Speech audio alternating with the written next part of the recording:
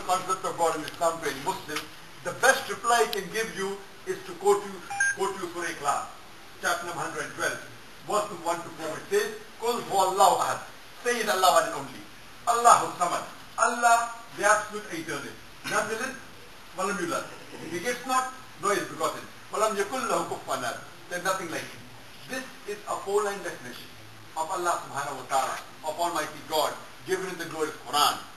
If any person says so-and-so candidate is God, if that candidate fits in this four-line definition, we Muslims have no objection in accepting that candidate as God. The first is, Qul huwallahu ahad. Say it Allah one only. Allahu samad. Allah, the absolute eternal. Lam yalid walam yulad. If he gets not, no he is begotten. Walam yakul lahu kufuwan ahad. There is nothing like him. This Surah Ikhlas is the touchstone of theology. Theo means God, logy means study, theology means study of God. Surah Ikhlas is the touchstone of theology. It's the litmus test of theology. Any God you worship, if that God fits in this definition, four-line definition of Surah Ikhlas, we Muslims have got no objection in accepting that candidate as God.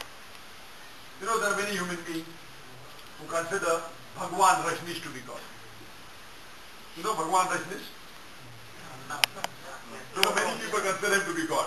Let's put this Bhagwan Rajneesh to the test of Surah Ikhlas.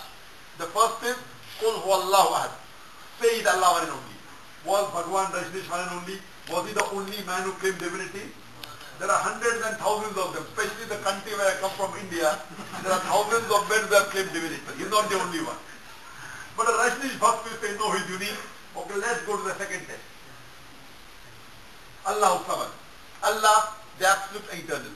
Was Rajneesh absolute eternal? No. When we read his biography, autobiography, we read, he says that he was suffering from asthma, from chronic backache, from diabetes mellitus. Imagine Almighty God suffering from asthma, from chronic backache, from diabetes mellitus. And third test is, Lam yalid walam yulad. If he gets not, no he is begotten. We know Bhagwan Rajneesh, he was born in Madhya Pradesh, and he had a mother and father.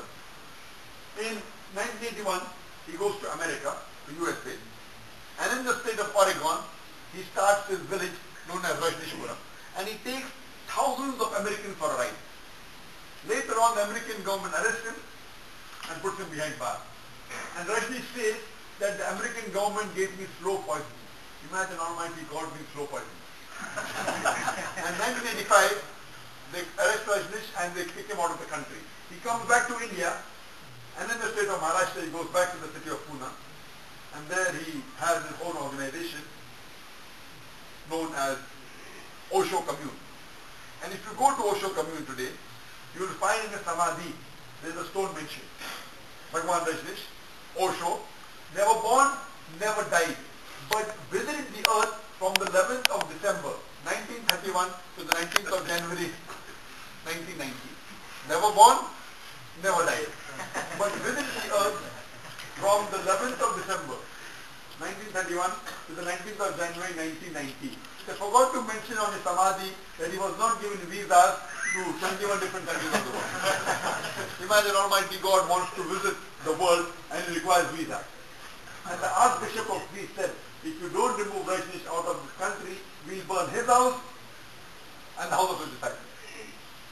And the last step, وَلَمْ يَكُلْ لَهُ كُفُوًا أَحَدٌ, is so stringent that no one besides to Allah subhanahu wa ta'ala can pass.